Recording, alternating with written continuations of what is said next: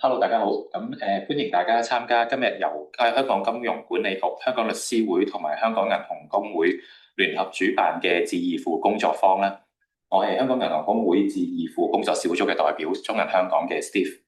咁同大家介紹下啦，現場都有智義庫工作小組嘅成員啦。我左手邊有渣打嘅Queenie啦，咁另外有匯豐嘅 Equus。咁在場都有渣打嘅 Robert、Alex 啦，咁仲有匯豐嘅 Tequila 同埋中銀嘅 Crystal， 咁亦都有 MA Natalie 喺度啦。咁就都 recap 下先，簡單講講今日嘅工作坊嘅材料咧，同埋稍後嘅問答記錄咧，我哋之後咧整理完之後咧，就會透過香港律師會啦，就轉發俾大家。咁亦都會咧係上載喺銀行公會嘅網站，咁俾大家參考嘅。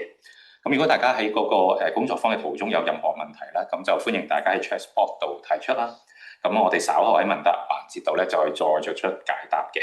咁而家就請阿 Queenie 啦，為我哋開始今日嘅工作坊啦。唔該 Queenie。好，唔該晒 Steve。大家好，我係嚟自渣打嘅 Queenie。咁我諗我今日好快用少少時間同大家 recap 翻一下PAPT 嘅一啲 background 啦。或者係一個流程，咁然之後我就會將時間交翻俾 Equus 同埋 Steve 咧，再去好仔細咁講下喺個二手市場買賣呢一度嗰個流程咧。咁今日其實呢個工作坊嘅目的咧，最主要就係希望提供俾我哋特別係喺律師界入邊嘅一啲朋友，佢哋 day to day 究竟喺個 operation 上邊每一隻 case 嘅營運，究竟佢哋應該係點樣做咧？咁我哋希望有一個比較實際嘅介紹俾大家，等大家更好去理解呢件事嘅。咁其實智義庫 PAPT 咧已經分階段推出咗嘅。如果大家記得嘅話，其實喺2022年嘅11月咧，我哋已經推出咗轉案係納入呢個 PAPT 呢個 scope 嘅。咁直至到去到今年2026年嘅2月28號咧，咁我哋亦都有第二個階段去推出啦。咁就係覆蓋咗呢一個二手住宅物業嘅買賣嘅。咁當然啦，喺推出呢個第二階段之前咧，其實喺舊年2025年。喺第三季度咧，其實我哋有幾間銀行啦，亦都有部分嘅律師樓咧，其實都一齊咧好努力咁樣完成咗10個呢個二手市場買賣嘅 transaction 嘅成交個案嘅。咁當中亦都覆蓋咗唔同嘅情景，包括咗譬如話個賣方佢係冇現有銀行按揭啦，亦都包括咗買賣雙方佢哋係嚟自相同銀行或者係唔同嘅銀行嘅。係啦，咁呢啲寶貴嘅經驗咧，其實都係令到我哋咧，更加有信心咧，去喺今年嘅2月咧去推出市場嘅。咁我亦都好快介紹一下，咁究竟 PAPT 智義庫有啲乜嘢嘅好處啊？咁首先第一咧，我哋係可以去保障到呢一個成交嘅安全性嘅。咁因為我哋呢個 PAPT 咧，其實係利用咗呢個電子支付 cheque payment 咧，去取代咗一啲譬如話律師樓嘅支票啊，或者係一啲我哋叫做 cashier order 咁樣嘅。咁當中可以避免咗一啲譬如話喺流程上邊一啲如果唔見咗張票或者有啲損耗啊咁樣嘅情況出現。當然呢個亦都可以提供俾律師樓喺工作上邊一啲便利啦。咁有一啲我哋譬如話我哋不能預見嘅情況。咁我哋究竟係可以點樣去處理咧？咁如果呢個 payment 係可以直接用一啲銀行同銀行之間嘅直接支付安排咧，其實好多呢啲嘢我哋都可以去避免咗嘅。咁亦都譬如話喺呢啲情況底下，律師樓佢需唔需要有一個即係好快嘅應變，需要安排一啲 contingency 咧？咁呢個咧亦都可以減低律師樓你哋方面嘅一啲工作上面嘅負擔。當然最後咧，我哋都係希望。透過整個業界提升關於呢啲係 digital 嘅 process， 呢啲digital 嘅 payment 嘅應用上邊，咁可以等律師樓咧可以提升翻大家喺呢個專業上邊嘅一個認識啦，亦都係可以更加去推進俾廣大嘅市民知道，大家其實佢哋個 professional 最主要係喺一啲乜嘢地方嘅，咁希望亦都可以提供一啲更加優質嘅服務俾市民。咁然之後，我哋可以好快睇翻比較一下，究竟傳統嘅 process 同埋而家我哋 PAPT 智義庫嘅 process 係點啦？咁大家留意到呢張 slide 上面嘅圖中咧，第一條 bar 上面嗰個咧就係講緊一個傳統嘅transaction 嘅流程，中間好明顯係會見到咧嗰個錢主要係個錢嘅金額嘅成交咧係會透過銀行同銀行，然之後中間仲有買賣雙方嘅律師樓。律師樓亦需要透過譬如話一啲 cashier order 或者律師樓本身嘅支票去完成成個 transaction 嘅。咁當中當然就有好多大家一啲嘅 clerical 啊，一啲好多 operation 嘅工作需要去完成，亦都係好繁複嘅。咁如果應用咗智易付之後咧，大家見到咧係好 straightforward 啦，成件事好直接啦，只係由買方嘅銀行就直接將呢個按揭嘅款項咧，經過呢個 check 嘅 payment 咧，就會送交到去賣方嘅銀行或者係賣方嘅戶口。咁呢個係一個 check payment 咧，會係一個實時嘅支付，咁亦都係一個好安全嘅系統嘅監察嘅。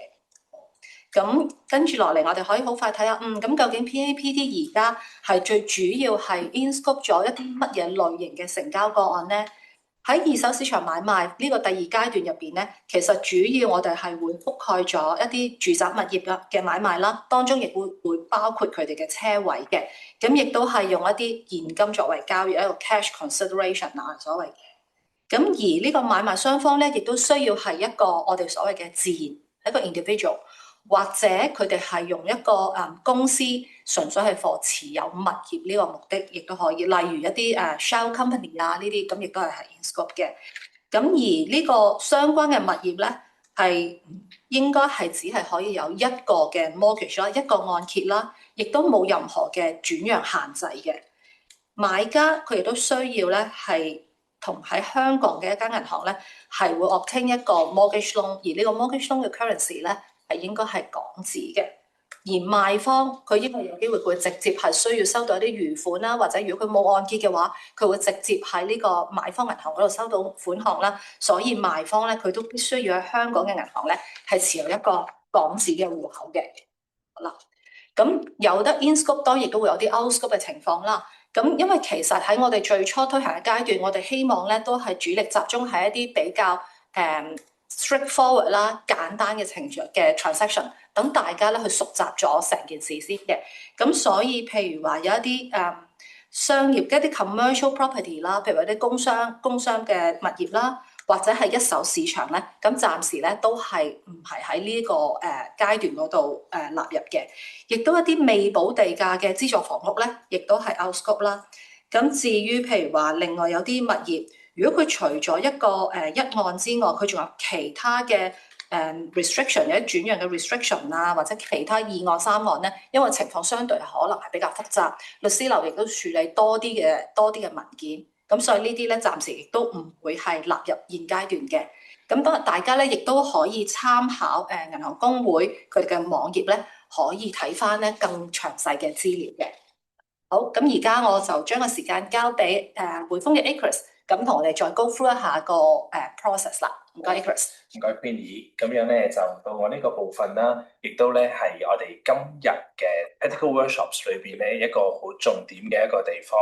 咁喺我哋呢一個嘅跟住我哋呢個環節裏邊就講啦，咁我會同阿 Steve 啦就一齊咧去到同大家咧去到咧一齊去到經歷一個買賣嘅過程，由臨時買賣合約到簽訂正式買賣合約，以至到銀行同律師樓之間喺買賣雙方嘅嗰個文件上面嘅溝通及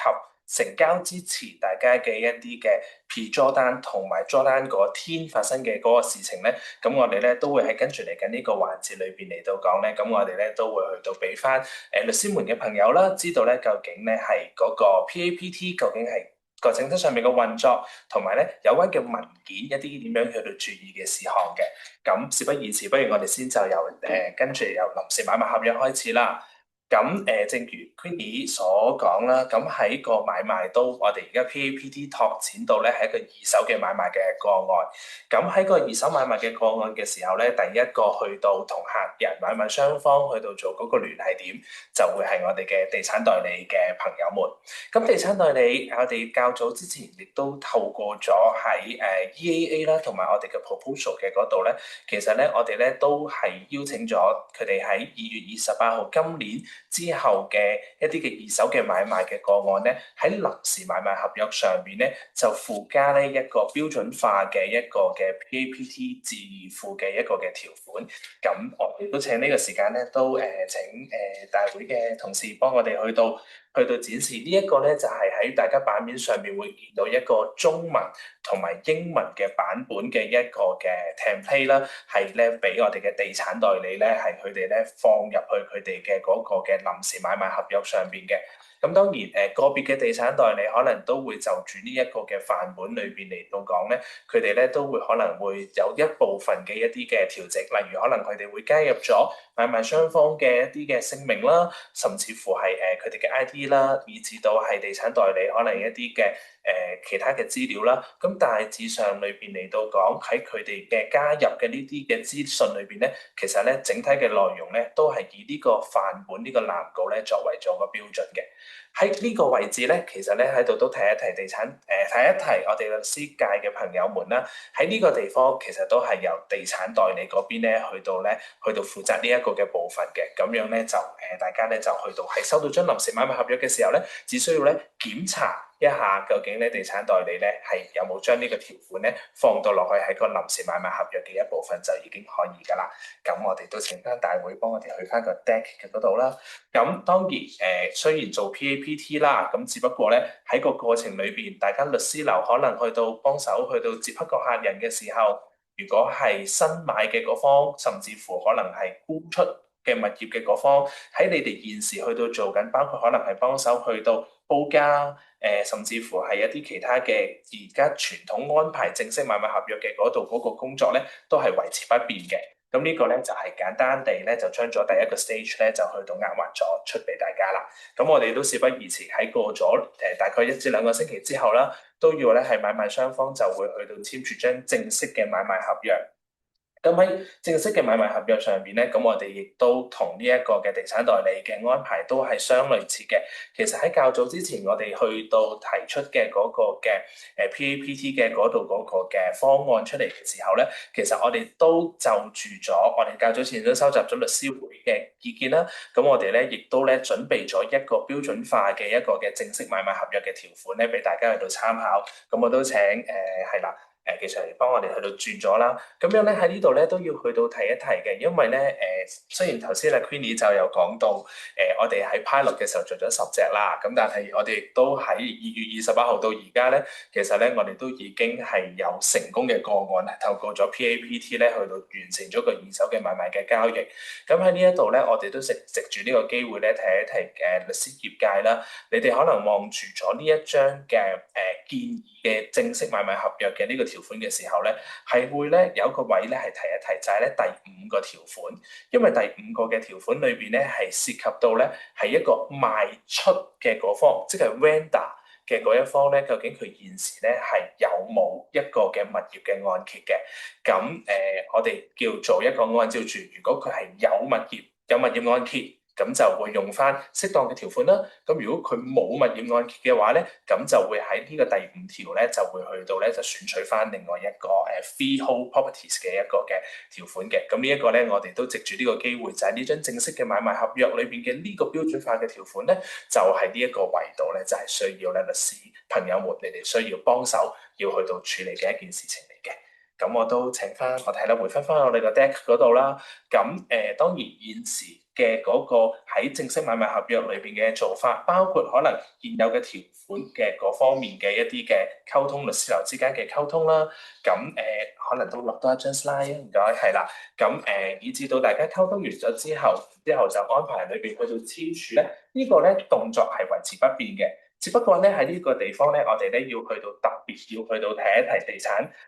sorry 提一提律師朋友們。係喺賣出嗰方 vendor 嘅嗰度咧，大家現時裏邊嘅做法，如果你哋會發現咗客戶佢本身係有個按揭，即係賣出個方有個按揭嘅時候咧，你哋都會同佢哋去到簽署一啲嘅授權書，問翻原有嘅銀行，包括可能去到借契啦，甚至乎報數嘅呢一個嘅情況嘅。咁樣咧就住呢一方面咧，其實咧我哋咧都即係都。喺嗰個嘅建議嗰度咧，我哋其實都係提供咗一個即係 sample 啦，一個嘅letter of authorizations 咧，係去到俾翻業界。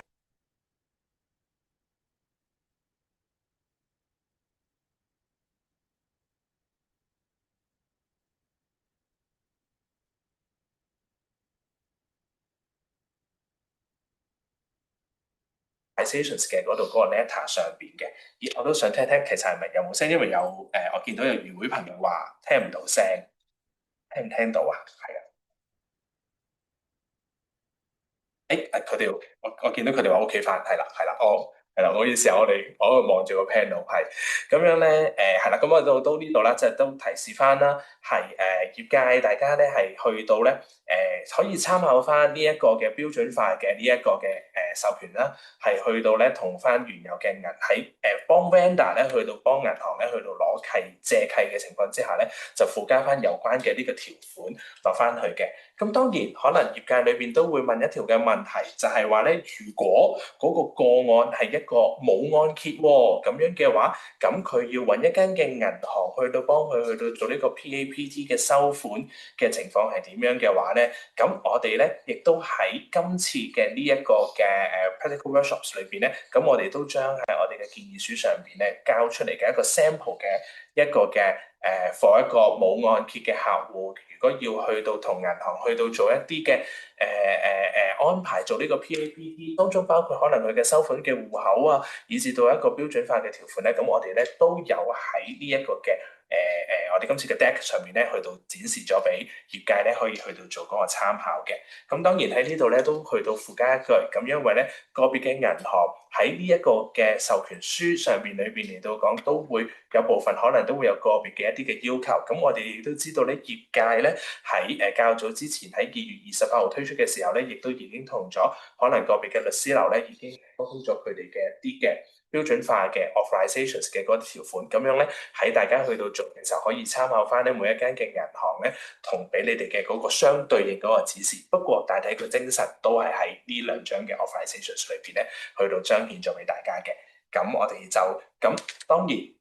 大家正式 BAU 可能譬如話收個客人10% 嘅一啲嘅大訂啦，以至到咧係其他嘅一啲嘅手續嘅話咧，其實咧係諸個都係繼續冇影響嘅。咁當中亦都包括咗，如果可能律師樓你哋喺呢個時間裏邊已經會收取客戶一啲嘅律師費嘅話咧，咁按照翻 BAU 嘅嗰度嗰個做法咧，大家咧都係可以去到咧進行翻有關嘅呢一個收款嘅呢個程序嘅。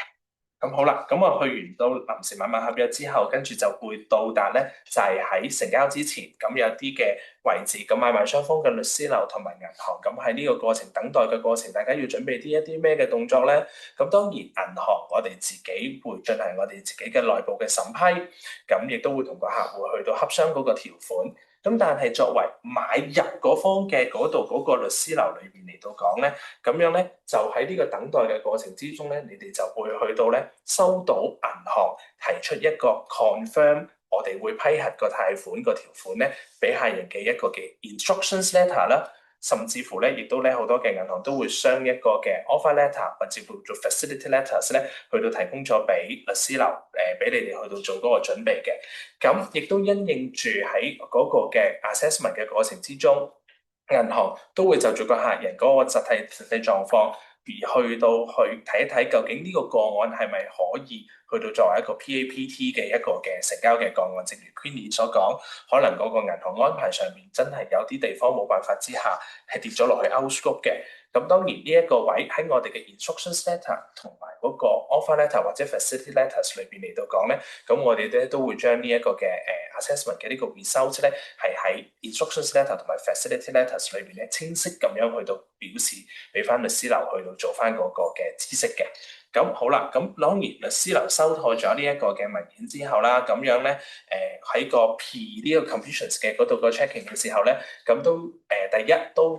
都有請大家幫手去到同翻 vendor， 即係賣出嗰方嘅律師樓去到做翻個溝通。咦，我哋個新買家係會以呢個 PAPT 嘅形式去到作呢一個嘅物業嘅交易嘅嗰度嗰個安排。咁另外咧，亦都咧要去到同翻 vendor 嘅嗰邊講，呢個有少少咧，其實同而家 refinancing 嘅做法，當然 refinancing 就自己律師樓自己做咗啦。咁但係咧喺個過程之中，因為賣出嘅嗰方佢哋會收到賣出嗰方嘅銀行提供嘅一啲嘅 PAPT 轉數嘅 reference 啦，等等嘅嗰啲情況啦，咁樣咧喺呢個情況裏邊嚟到講，都有請律師樓咧就同翻賣出嗰方嘅律師樓咧去到攞翻 PAPT 嘅 reference 嘅嗰度redemption reference 咧，作為咧呢一個嘅 PAPT 落數裏邊一個好重要嘅一個嘅憑證嘅一個嘅 unique 嘅一個 identity 啦。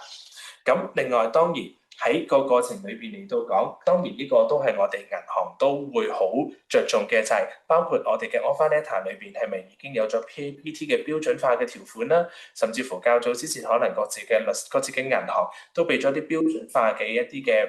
PMI 同埋 buy side 嘅 contract 啦，有部分銀行佢哋會附載住喺份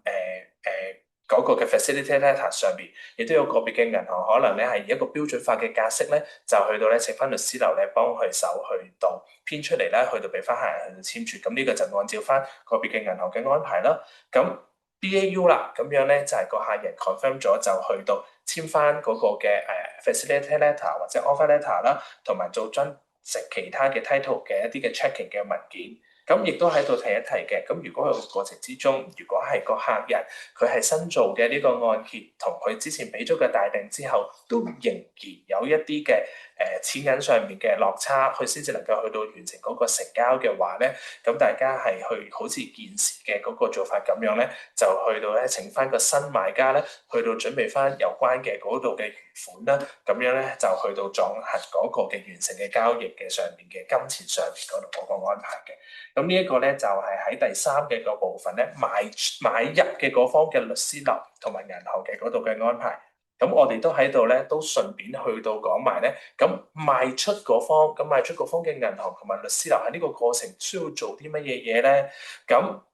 喺正如頭先所講，喺賣出嘅嗰方嘅律師樓喺簽署張正式買賣合約嘅時候，都有提供到一個 authorizations 嘅一個嘅要求咧，係去到俾客戶咧去到簽署，然之後確認用呢個 PAPT 嘅。咁大家都喺個畫面上面都會見到頭先重複有一份嘅文件，就係頭先剛才講嗰個授權書。咁喺賣出嘅銀行，當收到呢一份嘅文件之後，咁當然 internal 都會進行一個嘅 assessment， 會唔會有機會係可能係一啲嘅情況之下，好似 Queenie 頭先所講 outscope 咗嘅個案，咁都會即時通知翻律師樓啦。如果正常冇事嘅話咧，咁我哋都會 BAU 而家 quotation 嘅做法點樣去到做？報翻條數，甚至乎我哋係會因應住呢一個嘅 PAPT 嘅要求，咁我哋咧就會去到提供翻個 PAPT 相對應嘅嗰度嗰個 reference。咁亦都喺度不累贅地都要講多次噶啦。咁樣咧係有個別嘅銀行可能喺個 seller side 嘅呢張 contract，佢哋可能係標準化咗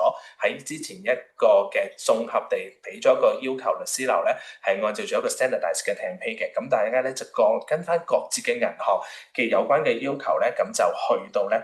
同客人咧就去到收翻呢一個咁樣嘅文件。咁呢個咧都係 VMI 啦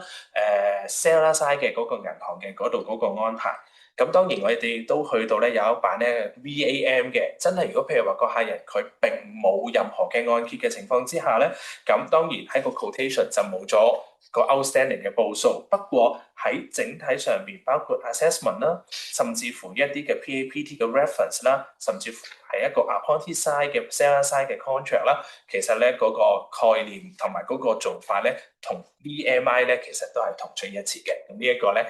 我就喺個位置就不累贅啦。咁我哋都落翻去，咁大家律師朋友裏邊，大家下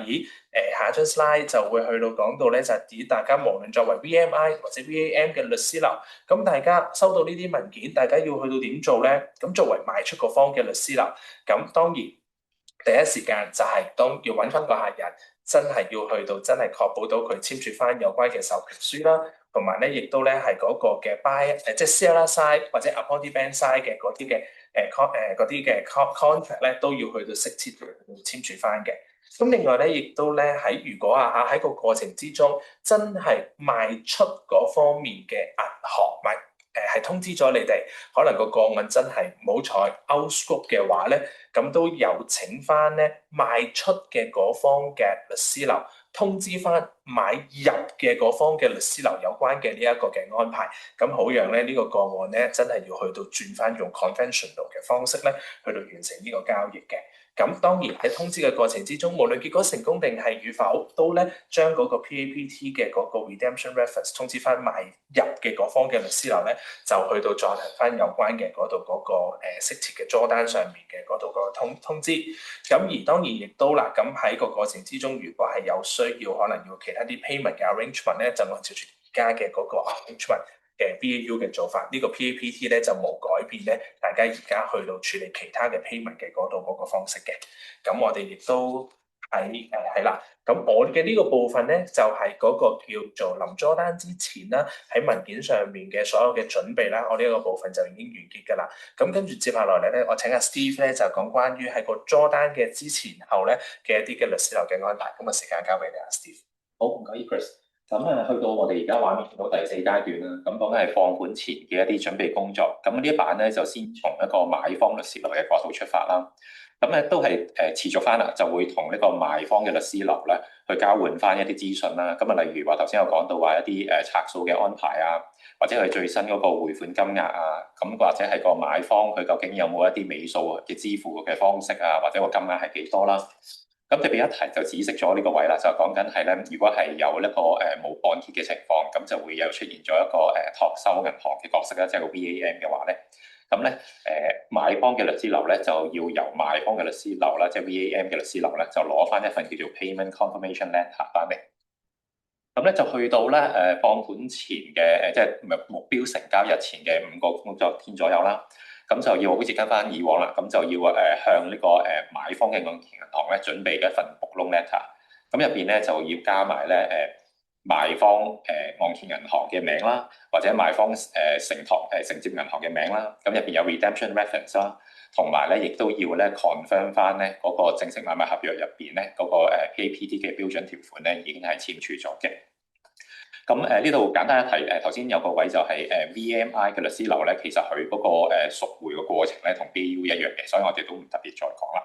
咁翻去下一版就係講緊頭先VAM 律師樓嗰邊嘅角色。咁咧佢哋咧就會咧向呢個買方嘅律師樓咧提供翻 checks information 啦，就貨嚟緊嗰個資金嘅回源啦。咁另外就係匯款金額啊，同埋咧佢就要揾翻 VAM 嘅銀行。咁就攞翻一份 payment confirmation letter，咁就交翻俾PMI 嘅律師樓。咁咧就去到大概成交前嘅2日啦，咁就咧都會係更新翻啦嗰個split payment 嘅安排啦，向呢個買方嘅按揭銀行。好，咁去到最後啦，嗰個 stage 5啦，就係個成交日啦。咁大家就會想象到啦，正常就買方嘅按揭銀行啦，嗰日就會做一個 draw down啦，咁跟住將呢個按揭款項咧就會透過 check 形式咧就會去賣方嘅按揭銀行。咁咧同步咧買方嘅按揭銀行咧就會喺個系統度啦出咗一張check advice 啦，喺呢個 ICL 嘅系統度攞到張 check advice 之後咧，咁香港嘅買方嘅按揭銀行啦，其實大家都會承諾咧喺12點前咧將呢張 check advice 咧就會交俾買方嘅律師樓。咁大家畫面都見到啦，呢個係個template 嘅 check advice 啦。咁入邊都會見到匯款嘅資料啊，repayment reference。咁其實咧，大家就只係將呢張嘅 check advice 咧，就喺由買方律師樓交去買方律師樓，再去翻買方嘅按揭銀行嗰度，咁就係完成咗成個過程。咁可以翻翻去。係啦，咁至於咧買方咧按揭銀行咧，佢要買家嘅律師樓啦，應該話買家嘅律師樓咧，佢要做嘅嘢咧，就要睇睇究竟買方佢嗰啲尾數啊、律師費啊，或者係啲其他開支嘅拆數安排咧，係咪準備妥當啦？咁另外咧就係5點之前咧就要準備好個 completion deck。咁 completion deck 咧主要就係一封solicitor undertaking。咁咧都有個版可以俾大家睇睇嘅。咁主要咧就係 confirm 翻咧，其實就有張 check advice 啦。咁啊連同咧買家佢一啲尾數嘅cashier order 啦，或者solicitor check 都準備好咧，可以send 俾對家嘅律師樓。係啦，咁咧就另外咧就要再 completion deck 咧就要再交埋一個written confirmation 啦，就係由家律師樓準備嘅。咁呢個咧就係確認翻咧佢嗰個PMI 同埋 buy side contract 咧係咧完整咁樣咧係由買方簽署咗，咁即係話確立翻呢個 PMI 同埋 buy side 嗰個 relationship。我可以再落下一版啦。咁喺成交日咧賣方嘅律師樓咧，其實基本上佢就會收到頭先講過買方律師樓個 completion debt 之後咧，佢都要對翻究竟背後嗰個cashier order 或者 solicitor check 啦，嗰啲銀碼啱唔啱啦，係咪跟翻之前大家溝通嗰個split payment 個 arrangement？咁另外咧就係只需要喺5點半前咧，將呢頭先講show 過嗰張 check advice 咧送到去 VMI 或者 VAM 嘅銀行。咁咧呢個不論係實體又好啦，或者電子版本啦，咁呢個視乎翻銀行同埋律師樓之間嘅大家嘅溝通同埋安排啦。咁其餘嘅程序咧喺個贖回啊，或者對文件嘅交收咧，就可以跟翻咧傳統嘅安排去操作嘅。嗱，咁呢個都約略講一講啦。咁如果係作為一間有按揭嘅VMI 嘅銀行嘅話咧，咁就正常就去收到個匯款之後咧，就會settle 翻佢個客嘅 loan outstanding 之後咧，有剩嘅錢咧就會入翻落去賣方嘅指定嘅戶口啦。咁都會有個 redemption 嘅 confirmation 通知翻賣方。咁而咧VAM 嗰邊咧就因為嗰個賣方其實冇按揭噶嘛，咁係純粹一個託收款項嘅形式啦。咁就直接咧就收到款項之後咧，就會落翻去嗰個買方嘅指定戶口。咁同樣地咧都有個通知書嚟俾翻嗰個買家嘅。咁呢個係一個其中一間銀行嘅 sample 啦，咁俾大家參考下。好，咁啊大致上咧講咗成個物業買賣 end to end 嗰個流程啦。咁呢一版咧其實就俾大家一個在概念上咧，一個資金上嘅支付安排啦。咁其實基本上咧就喺個簽臨約啦嘅細訂，簽正約嘅大訂啦、離印啦，同埋到個客簽assignment 啊、facility letter 或者 offer letter 嘅時候咧，佢嗰啲尾數啊、律師費啊呢啲咧，咁其實都係維持翻沿用翻一個 check 啊或者 cashier order 嘅形式去進行啦。咁直至到成交日啦，頭先講嗰個按揭款項或者叫 remittance amount 咧，就會用一個 check 嘅形式咧係做一個支付，直接就交去買方嘅按揭銀行。好，咁呢個咧係一個checklist 啦，咁都再等大家咧明白喺唔同嘅 stage 咧，其實大家可能睇到個表，第一個表啦，咁買方嘅律師樓喺最初段嘅時候咧，最緊嘅其實就要睇睇佢而家買賣雙方簽嗰份合約啦，係咪已經有個 PAPT 嘅意向啦？咁如果有嘅話咧，就要喺份正約入邊咧加翻頭先有提過嘅 PAPT 嘅標準條款啦。咁另外啦，喺呢個成交前咧，就要確保到咧 PMI 同埋 buy side 嘅 contract 咧係確立咗嘅。咁而成交當日咧就要準備好個 completion debt 啦，5點前咧就 send 到去買方嘅律師樓。咁而至於咧買方律師樓要做嘅嘢咧，第一個 step 其實就同買方律師樓一樣嘅，都要喺嗰個正約入邊啦加翻 PAPT 嘅標準條款啦。另外咧就要確保到咧呢個appointee bank 同埋 sell side contract 係確立咗啦。咁如果係 VAM 嘅情況，就要簽嗰份 VAM form 啦。咁另外咧就要問呢個VMI 或者 VAM 嘅銀行咧攞到個 PAPT reference 同埋個 subject code 攞嚟for呢個對家咧係攞嚟做回用嘅。咁喺成交當日咧就要5點前咧就問買方嘅按揭銀行攞到個 completion debt 翻嚟。咁而5點半前咧就將佢收到嘅 check advice 交翻去 VMI 或者 VAM 嗰邊。咁當然啦，就係頭先有提過啦 ，VAM 嘅情況下咧，咁你都要揾翻VAM 咧，就攞翻個payment confirmation letter 咧，咁就 send 翻俾買方嘅按揭銀行。好，咁喺成個 PAPT 嘅 project 入邊咧，其實有13份嘅新增文件啦。不過大家睇到咧，就係如果可能要麻煩律師樓去做一個新更新啦，或者一啲新嘅文件咧，其實都只係第2啦，包括咗頭先講嘅正約嘅標準條款啦，第4 solicitor undertaking 同埋第9項啦，就係嗰個買方律師樓嘅 confirmation 咧，係需要律師樓去處理嘅。咁其餘咧，你見到大部分咧都係由銀行咧去整理完之後咧，就交翻俾你哋去做一個執行嘅角色啦。咁當然頭先可能有提到有啲 letter authorization 啊，或者有啲 book loan letter，可能都係做一啲一次性嘅修訂。咁就基本上咧就可以大家去嘗試去採用呢個置業付呢個支付方式。係啦，咁就今日嘅workshop 或者個 end to end flow 就暫時去到呢度啦。咁我哋就嚟緊落翻去嗰個問答嘅環節。咁睇睇大家如果有問題咧，就歡迎喺個 chat box 度就寫翻出嚟，咁我哋可以即場嘗試回答。係，不如我哋開始先啦。我見到咧喺個 chat box 裏邊咧，都Alvin 啦又問咗一條嘅問題嘅，就關於咧可能關心嗰張 check advice 咧，究竟係銀行係點樣去到俾律師樓咁我都將呢條問題，不如我哋拓展到咧，就係究竟 Chat Advice 係銀行同律師樓之間嘅往來，究竟係點樣去到做？咁 PAPT 係一個digital 嘅一個嘅 payment 嘅 method，咁所以咧喺我哋嘅 PAPT 嘅安排裏邊嚟到講呢一張 Chat Advice 咧，我哋都鼓勵業界咧係以一個嘅 digital 嘅形式，當中可能係 fax 啦、email 啦嘅形式咧去到咧傳送俾律師樓，咁亦都因應呢個原因啦。咁律師樓之間嘅傳誓，甚至乎律師樓即係賣出嗰方將份文件送翻去俾賣出嗰方面嘅銀行嘅話咧，咁其實咧都用 digital way 咧，其實都係可以去到接受嘅。咁唔知我兩位 partner 呢度有冇補充咧？呢個地方冇乜特別補充啦，唔該 Chris， 唔該。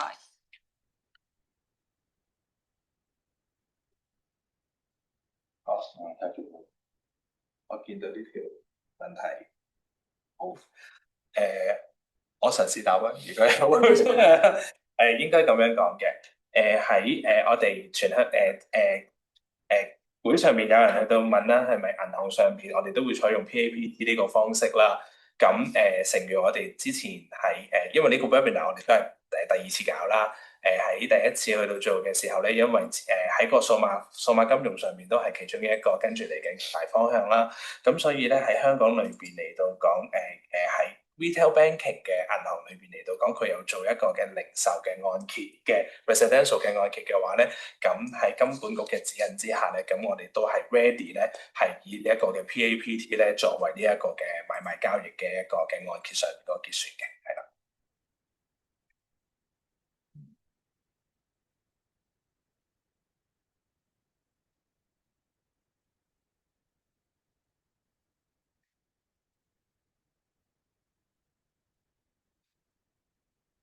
或者呢度我哋都補充翻啦，其實我哋之前咧都收到有律師嘅朋友查詢啦，講緊嗰張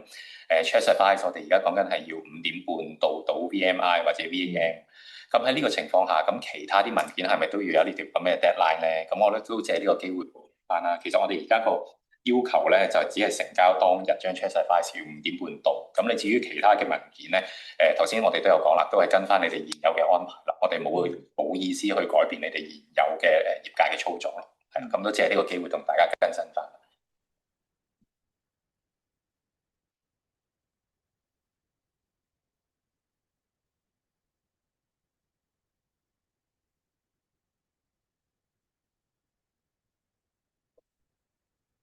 我諗喺 chat box 度我見到一個問題係就問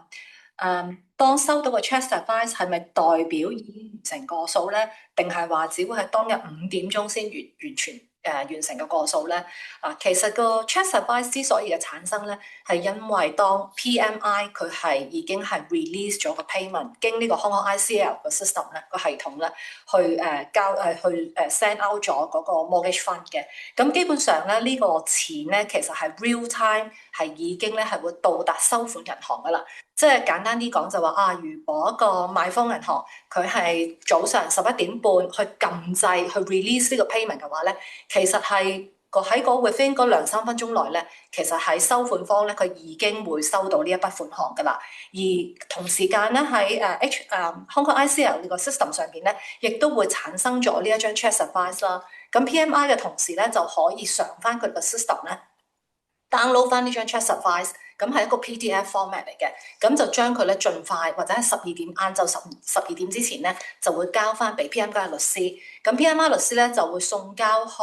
VMI 嘅律師或者 VAM 嗰邊。咁等佢哋知道咧，可以盡快去 locate 翻喺個 internal account 度咧，去揾到呢一筆相關嘅款項，亦都可以盡快去處理咗嗰個 loan 嘅 redemption 啦，或者盡快將呢一筆款項咧係交俾嗰個賣方個人客嘅指定戶口咁樣嘅，咁所以咧就唔係話收到 Chat Advice，然之後都要等到5點銀行先至會收到錢嘅，係啦。咁當然啦，銀行收到錢之後，佢都會需要有少少時間去喺個 internal account 度，可能入邊有好多 transaction，去揾翻嗰個 transaction 嘅嗰個錢，然之後咧就盡快將啲錢咧處理好咁樣嘅。唔該。或者就住呢一樣嘢咧，我都見到 Chatbox 咧有業界嘅朋友咧去到問，如果將 Chat Advice 咧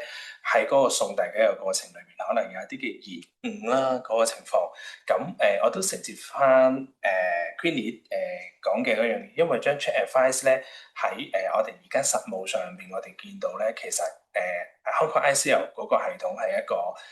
我哋都係用緊10秒8秒內，其實佢就已經係出世咗一張 Chat Advice 㗎啦。咁銀行裏邊嚟到講呢度咧，會喺 January 將 Chat Advice 嘅延誤嘅機會應該比較微嘅，認真喺實務操作上面我哋都見到。咁所以咧喺銀行與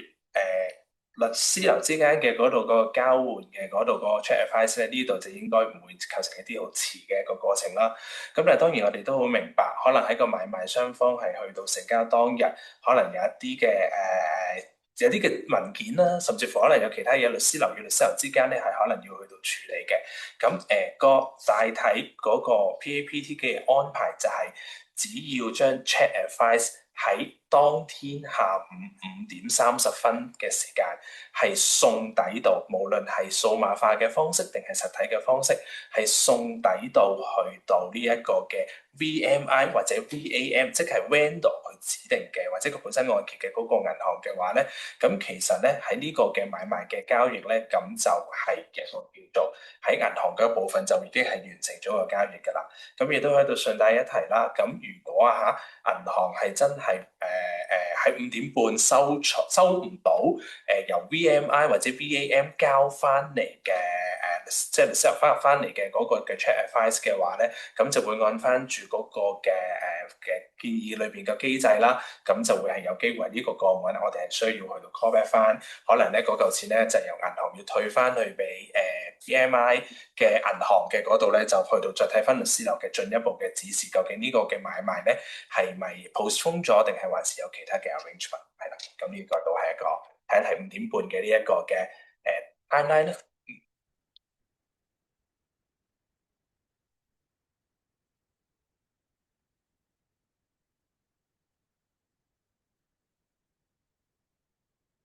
咁再跟住就見到有人問嗰啲 slide 係咪會 share 啦？咁頭先開場都講咗嘅，我哋稍後就會將今日嘅材料啦，連同埋之前收到嘅問答咧，我哋都會一次過透過律師會分享翻俾大家啦。咁就睇下仲有啲咩問題先。嗱，呢個都有問啦，咁究竟嗰個payment of purchase price 咧會唔會先過個 vendor sign 個 assignment？咁呢度我估應該就係大家都係跟翻嗰個正常嘅程序啦。咁銀行一個放款上都要喺個律師樓個 book letter 或者有個 confirmation 話個 assignment 已經完成咗，先至會做個放款咯。咁所以呢個應該就唔使擔心。咁我都見到喺呢個 chat room 裏邊都有問到可能一啲嘅惡劣天氣嘅嗰個嘅安排嘅，咁都喺度提一提啦。咁其實喺我哋2月份嘅時候嘅嗰個嘅 PAPT 我哋嗰個建議出台嘅時候咧，其實咧都有納入到咧喺惡劣天氣之下咧，其實咧係都會有一個叫做 auto postponement 嘅一個嘅條款喺裏邊嘅。咁呢一個咧就其實呢個嘅情況都係喺個 proposal 裏邊已經 cover 咗㗎啦。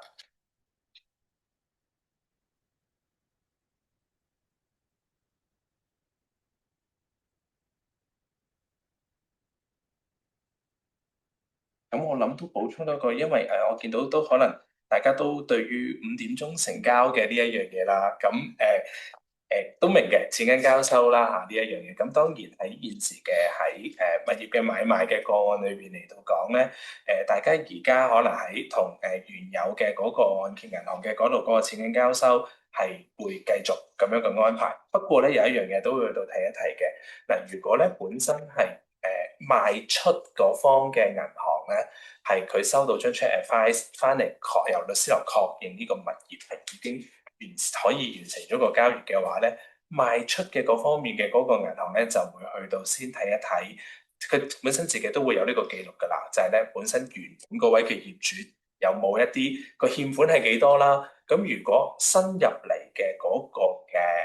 check 入嚟嘅嗰個錢係足以去到支付原有按揭嘅嗰個結欠嘅話咧，咁喺個建議書裏邊嚟到講咧，銀行咧都會去到爭取喺當天咧同個客人咧去到完成嗰個嘅結清原有按揭啦，同埋亦都有其餘嘅餘數嘅尾款咧，就會咧去到俾翻嗰位嘅業主咁作為呢一個嘅結算嘅。咁當然都會做一個補充。咁如果喺個過程之中，咦原本嘅按揭嘅嗰個嘅 outstanding 係大過新入嚟嘅 remittance 嘅嗰度嗰個數喎，咁樣咧呢個做法咧就會銀行就會按照翻而家嘅嗰度個安排啦，就會咧係可能第二天律師們大家朋友們就會將嗰個尾數可能係透過住支票，然之後咧就去到俾翻 VMI 嘅銀行咧，咁樣咧就會係按照翻自己一個 BAU 嘅做法咧，就同客人咧去到結清個戶口嘅。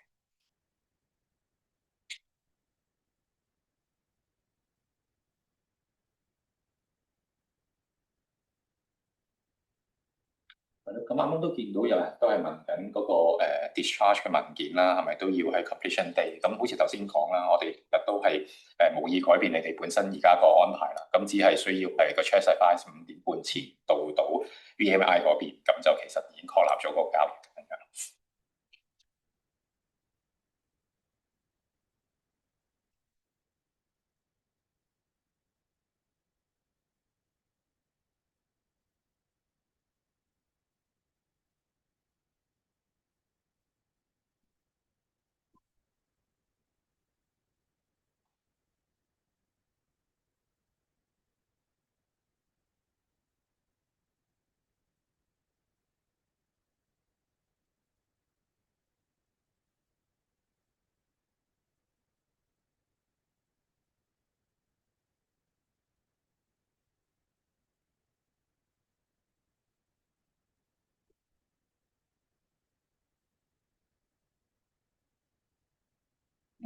大家好，我係渣打銀行嘅 Alice 嘅。咁我見到喺 check box 嗰度咧就有個問題，就係問如果個 payment 已經 remit 咗出去啦，而 check advice 已經發送咗啦，咁如果之後嗰個 seller 唔再冇去 execute 到個 assignment，即係話個 completion 冇成功的完成到啦，咁個 buyer 點樣去攞翻啲款項咧？其實呢一個情況都包含咗喺我哋2月出台嗰個 proposal 入邊嘅啦，係包括係如果一個 transaction 係 fallen through，或者個 check advice 喺我哋個5點鐘嘅時之前咧未收到嘅話咧，我哋銀行咧係會根據銀行之間簽訂咗個 interbank protocol 咧，係將個款項喺payment date 即係成交當日啦嘅11:59之前咧會退翻俾佢 PMI，再去即係再發放翻俾個 buyer 嘅。係啦，唔該。咁同埋咧，我都想喺度咧，我見到 check box 裏邊都有個問題，就係話可能有啲嘅賣出嘅嗰啲業主，佢哋都可能以往可能都係真係收到張支票咁樣咧，就感覺上邊先至去到收到錢啦。咁喺度咧，咁我諗我哋咁多位 partners，大家都應該都可以好 confirm 嘅，係因為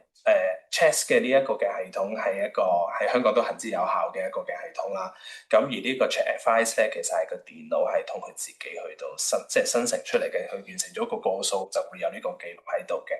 咁所以咧，咁當賣出嘅嗰方嘅律師樓，當收到由 purchaser 嗰方交嚟嘅嗰個嘅 check advice 嘅話咧，其實嗰個錢咧，其實就已經喺vendor 佢 assign 咗，或者佢本身按揭嘅銀行嘅嗰度咧，其實咧就已經係一個 designated 嘅 account 咧，就已經幫佢去到保管咗㗎啦。咁呢一樣嘢咧，咁可能私界嘅朋友們啦，喺呢一度咧都可以咧俾翻我哋一般市民嘅呢一個信心嘅，因為呢一個都係一個行之有效嘅系統。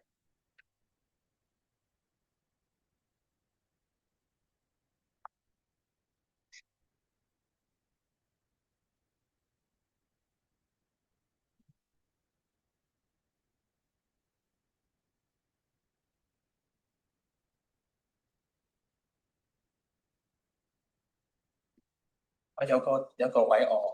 我都想拍落我哋，因為我哋呢個係第二場啦。咁我覺得其中一條問題喺第一場嘅時間咧，有業界嘅朋友們係提出過嘅。我覺得咧都想藉住呢個機會咧，我哋都去到講就係話嗰啲嘅簽證式買賣合約嘅一個嘅安排嚟嘅。咁亦都誠然啦。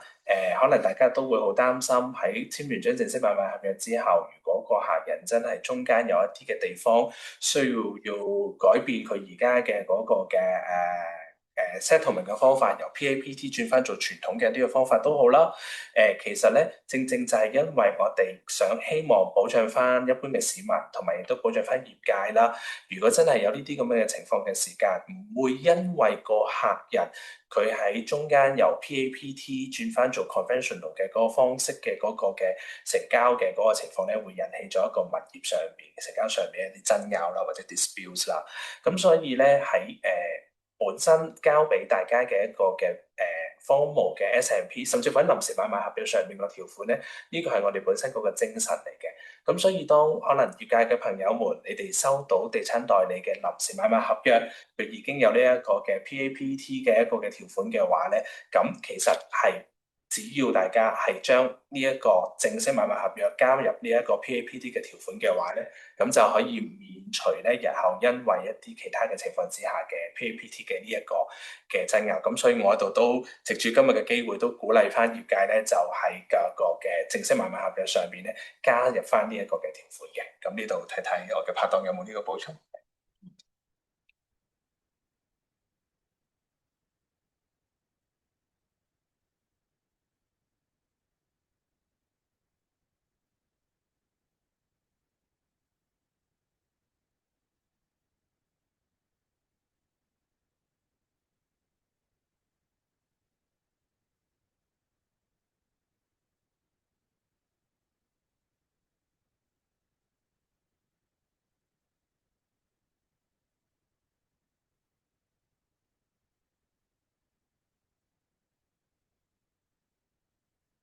我見到都有律師朋友都問咗一個好 practical 嘅嗰個問題，就係佢哋可能去問銀行攞數 quotations 嘅時候啦嘅嗰度嗰個時間嘅。咁呢一個咧係按即係同而家現時嘅 BAU 嘅嗰個做法都係一致嘅。咁樣咧就大家去到即係按翻即係而家個別嘅銀行大家嘅問數嗰個嘅即係節數日子嘅嗰度個安排咧，咁就同而家 BAU 嘅做法就一樣，唔會因為 PAPT 而改變你嘅問數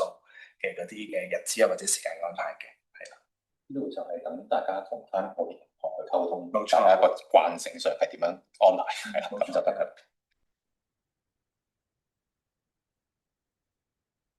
同埋亦都我見到嘅就係即係雖然機會就應該唔多嘅，不過可能啲個別客戶自己有啲情況啊，咦？可能做咗個還款之後，可能個款項有 surplus 喎。咁我知道而家喺即係唔係講 PAPT 喺現時喺傳統嘅嗰度個方式之下，如果係銀行處理完咗嗰個結清嘅戶口之後，發覺咗已有 surplus 嘅話咧，喺現時唔係 PAPT 啊嚇，係都會將嗰嚿錢咧係去到咧係用最快嘅時間咧去到退翻俾個客人嘅嗰個嘅戶口裏邊嘅。咁呢個我諗喺 PAPT 裏邊係唔會因為咁而有任何嘅改變嘅。咁呢個都俾翻個信心俾翻業界啦。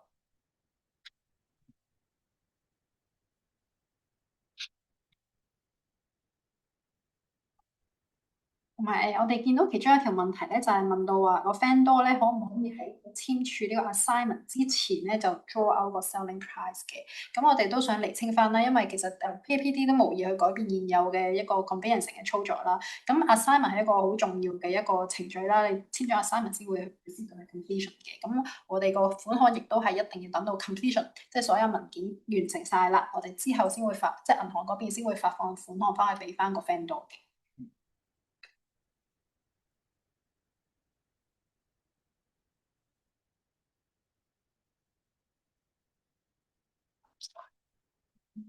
係咪啊？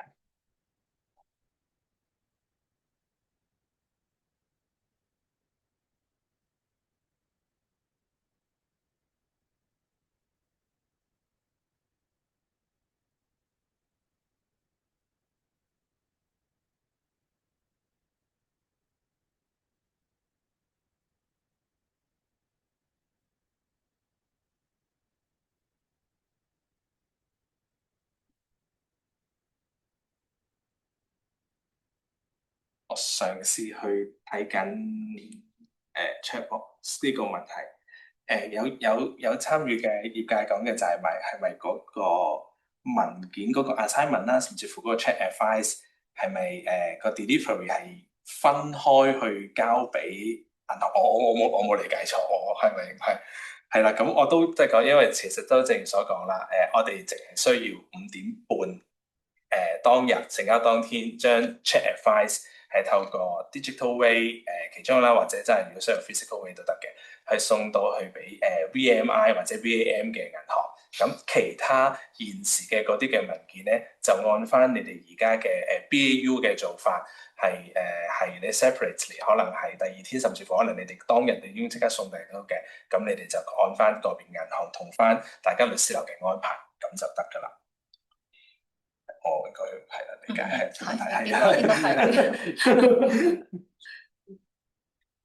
好，係咯，或者我哋答覆咗兩條，係好嘅時間差唔多。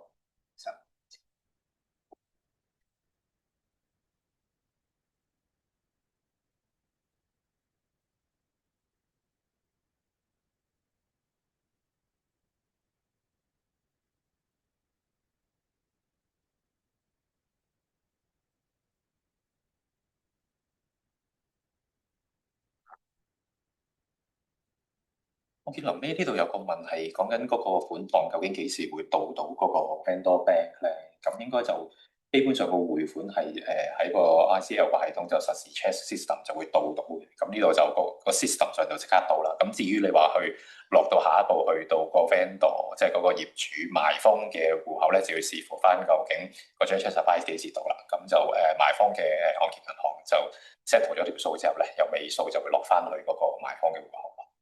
要補充翻。咁我都見到仲有一個問題，就係關於如果真係咁唔好彩，真係可能個交易係真係5點半前真係送抵唔到，亦都可能真係要 follow through 咗咁嘅情況之下個安排。咁呢個其實咧同而家現時嘅喺傳統嘅嗰度個成交都係一致嘅。咁真係如果佢喺成交當日係種種嘅原因係 follow through，傳統嘅方式可能嗰個數已經去咗律師樓嘅戶口嘅嗰度啦。咁但係真係可能有需要延遲交易嗰種嘅情況嘅話，咁而家嘅做法就係、可能傳統嘅做法就係律師樓要退翻嗰嚿錢俾翻